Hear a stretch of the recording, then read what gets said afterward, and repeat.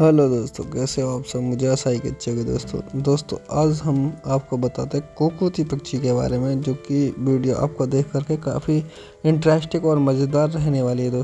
दोस्तों वीडियो को अंत तक देखना ना भूलेगा।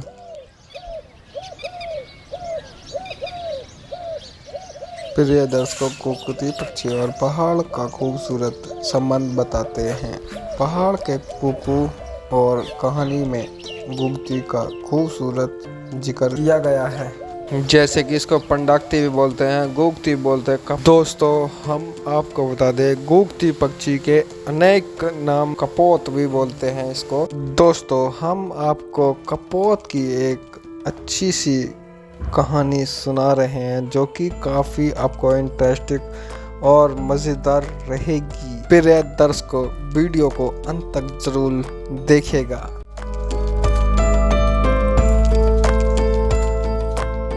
ये पक्षी आए दिन जिस घर में बोलती है, जिस घर के आंगन में रहती है,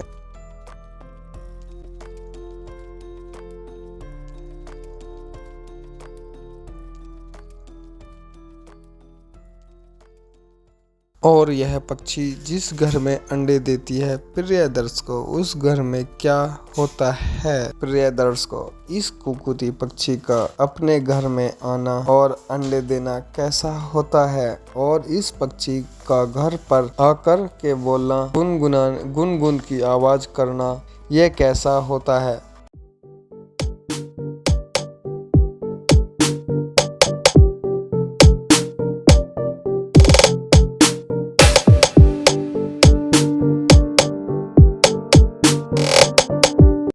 प्रिय दर्शकों, यदि आपके घर में भी गुगती पक्षी आती है और रोज आकर बोलती है, या आपके घर में अंडे देती है, प्रिय दर्शकों इस कहानी को अंत तक सुनिएगा।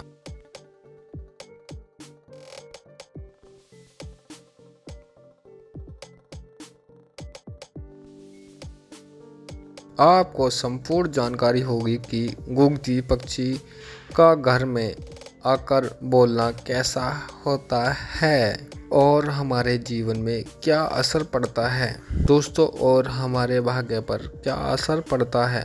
और इस कहानी के बारे में ऐसा कहा जाता है कि जिस घर में इस कहानी को सुना जाता है, उस घर में पति पत्नी में झगड़ा समाप्त हो जाता है। कभी भी पति पत्नी में झगड़ा नहीं होता है।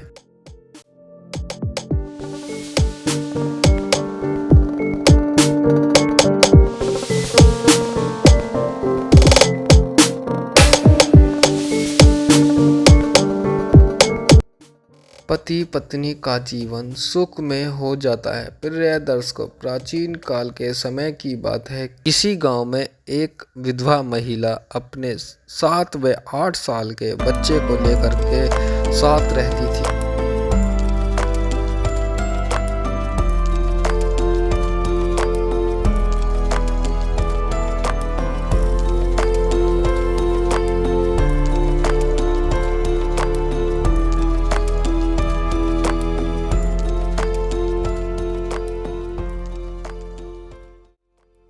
प्रिय दर्शकों, माँ जब खेत पर काम करने के लिए जाती थी तो अपने बेटे को घर पर अकेले छोड़ जाती थी।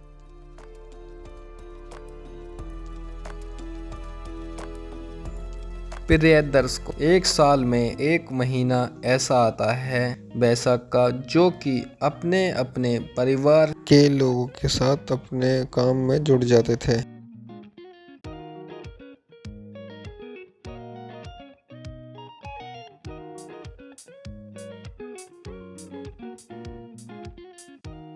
बेचारी उस विधवा महिला को तो काम काज अकेले ही करना पड़ता था।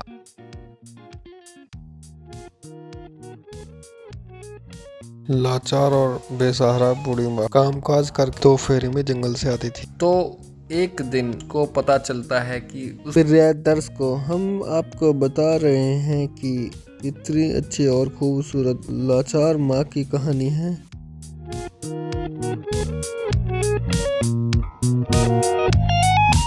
तालाब में नहाने के लिए अपने दोस्तों के साथ गया था। उसकी माँ को पता चलता है कि उसका बेटा पास के झील में नहाने के लिए गया था, वो भी अपने दोस्तों के साथ।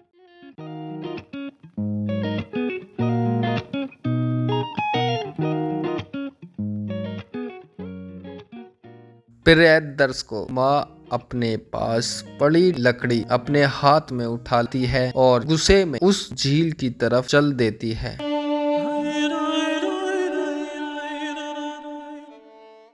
उसका बेटा अपनी माँ के हाथ में लकड़ी लिए हुए देखकर बेटे को कुछ समझ नहीं आया। प्रिय दर्शकों, अब औरत का अपनी माँ को देखकर और जैसे वहां से भागने लगा तो उसका पैर चिकने पत्थर पर पड़ गया।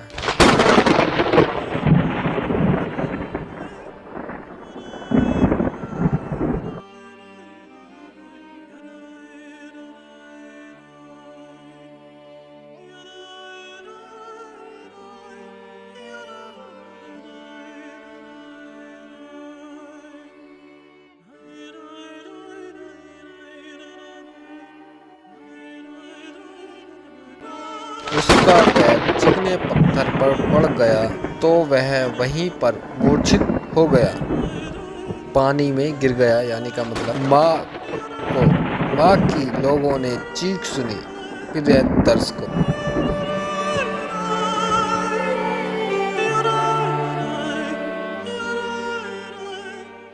माँ के मुंह से बचाओ बचाओ की चीख निकल गई। और आपको बता दें प्रिय दर्शक, माँ जोर जोर से रोने लगी, चिल्लाती रही।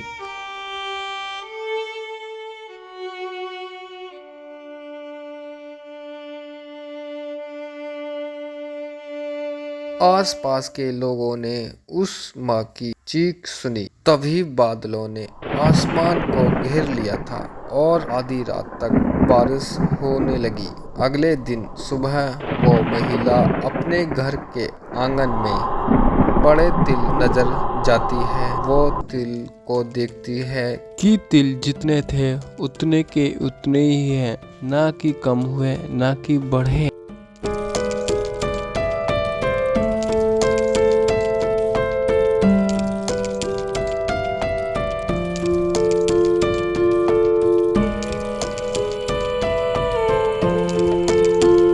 प्रिय दर्शकों, अब उस माँ का मन होता है मैं अपने बेटे को चीख चीख कर बताऊंगी कि तिल पूरे हैं। प्रिय दर्शकों, बेटा को खोने के बाद अब माँ दुखी रहने लगी। उस मन को कैसे समझाऊं? प्रिय दर्शकों, अब उसकी माँ बहुत दिनों तक जिंदा ना रह सकी। उसका मन तो चाहता है कि मैं चीख चीख कर अपने बेटे को बताऊंगी बेटे तिल पूरे हैं, लेकिन अब क्या?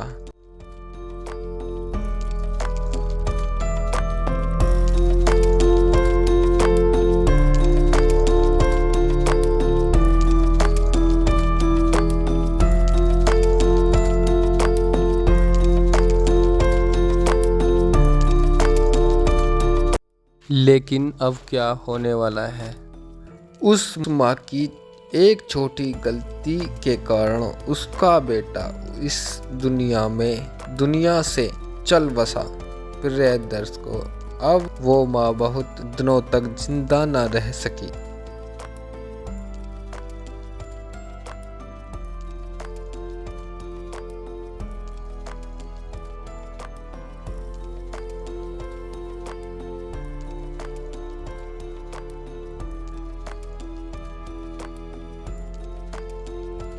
गूंगती की सुर में उसकी आवाज आ गई। ये सुनाई देती तो उसकी सुर इस प्रकार होती है कि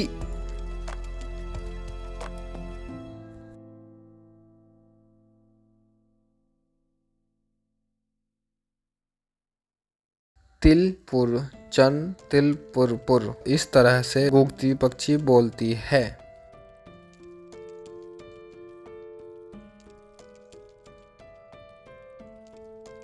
इसका मतलब यह होता है बेटा तिल पूरे हैं।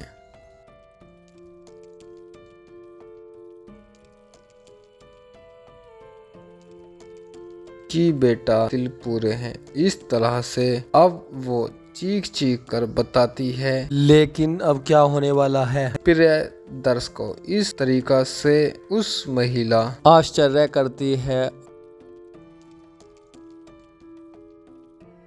और उस गरीब बेचारा लाचार माँ की आत्मा गूगती पक्षी में जन्म ले लेती है। और उसके बाद गूगती पक्षी, हालांकि गूगती पक्षी दर्शकों अब कम दिखाई देती है। गूगती पक्षी की स्वर में आवाज बहुत अच्छी और सुनाई देती है। उस स्वर में यही आवाज आती है कि तिल चन तिल पुर, यानी कि बेटा तिल पूरे हैं। मैंने तुम पर शक किया है, इसकी सजा अब मुझे मिल रही है। प्रिय दर्शकों, आपको हम यह बताते हैं कि जिस घर में गूगती पक्षी बोलती है वह अशुभ माना जाता है। घर में क्या होता है? उस घर में गूगती पक्षी का बोलना अशुभ माना जाता है। प्रिय दर्शकों, हम आपको बता रहे हैं कि गूगती पक्षी के बारे में। ये देखिए कितनी खूबसूरत और अच्छी है। दोस्तों, आप लोगों को इस गूगती पक्षी की कहानी बहुत अच्छी लगी होगी या आपने समझा होगा कि गूगती पक्षी कैसे गू की आवाज़ निकालती रहती है। प्रिय दर्शकों, हम आपको बता रहे हैं कि गूगती पक्षी सभी जगह पर पाई जाती है। हाँ, उनका नाम अलग अलग से बुलाया जाता है। हमने आपको निहालिया में उसका नाम पंडुक्कुल सुनाया है। और दोस्तों, मैं आपको बता दूं, गूगती भी इसको कहा जाता है। वैसे ये नाम मैंने नहीं सुना था, पहली बार सुन रहा हूँ।